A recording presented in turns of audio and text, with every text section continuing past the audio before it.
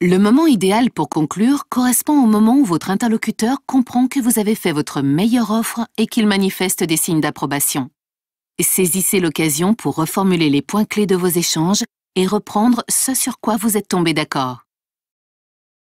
Mais comment repérer le moment de conclure? Tout simplement en étant attentif, c'est-à-dire en se mettant en situation de repérer des signaux d'acceptation. Il est possible de repérer des signaux d'approbation chez votre interlocuteur qui vous signifiera ainsi qu'il est temps de conclure. Par exemple, dans les gestes de votre interlocuteur décroise les jambes, ouvre les mains, hoche la tête en signe d'approbation. Voici autant de gestes qui manifestent un relâchement de bon augure. Dans les propos de votre interlocuteur se projette dans la solution que vous lui apportez. Est-ce que votre assistance, 24 heures sur 24, me donnera droit à... Est-ce que dans ce cas, je pourrais planifier une action le... Votre interlocuteur pose des questions sur les délais, la marche à suivre, la disponibilité. Il vous demande un avantage supplémentaire, un geste commercial, une petite faveur. Il est recommandé que ce soit vous qui preniez l'initiative de la conclusion. Cette fois encore, la dimension psychologique est importante et pour convaincre, il faut être convaincu soi-même.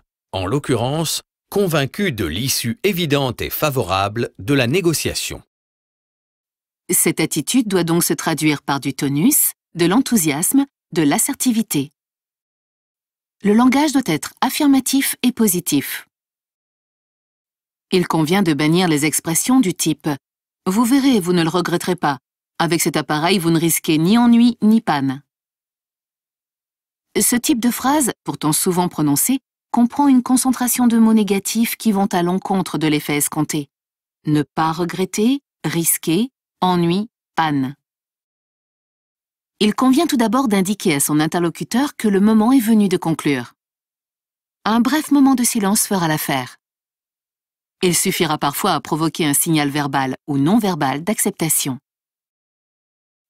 Pour passer de l'implicite à l'explicite, le négociateur doit se livrer alors à un résumé des principaux arguments, en garder un ou deux en réserve, bénéfices développés au cours de l'argumentation.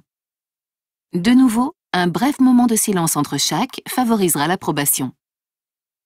Celle-ci est normalement acquise puisque ces bénéfices ont été acceptés au cours de l'argumentation et ils correspondent à des besoins clés.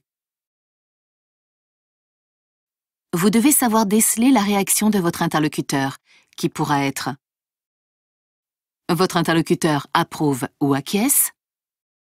C'est gagné.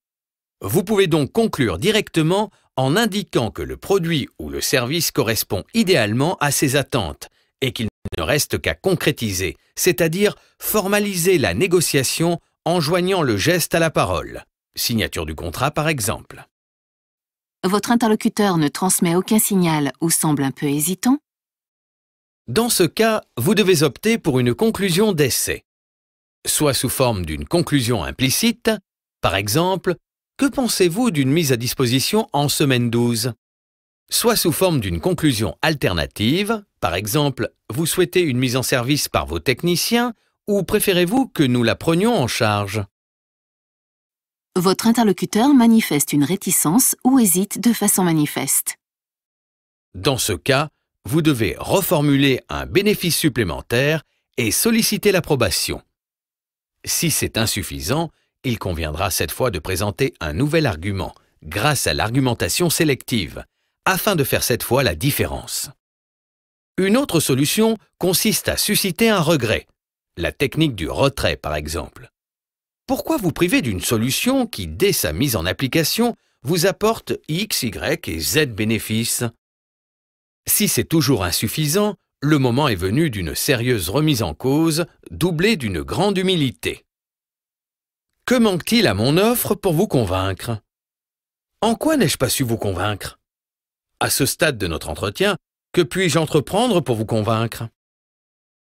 Si la réponse du client offre la moindre ouverture, la saisir en reprenant l'argumentation sur la base des nouvelles informations obtenues. Sinon, admettre de n'avoir pas convaincu cette fois-ci et rester positif, Question de professionnalisme, d'image d'entreprise et de se ménager des chances de convaincre une autre fois. Combien existe-t-il de types de conclusions possibles amenant à une formulation d'un contrat? Bravo, c'est effectivement la bonne réponse. En effet, nous avons vu dans le schéma du processus de conclusion qu'il existe 3 types de conclusions possibles amenant à une formalisation d'un contrat. La conclusion directe, indirecte ou alternative. À votre avis, la proposition suivante est-elle vraie ou fausse? Une fois le contrat signé, vous avez fini votre travail. Félicitations, vous avez trouvé la bonne réponse. En effet, votre travail ne s'arrête pas à la signature du contrat. Il est important que vous ne négligiez pas par la suite le suivi et le déploiement de votre négociation.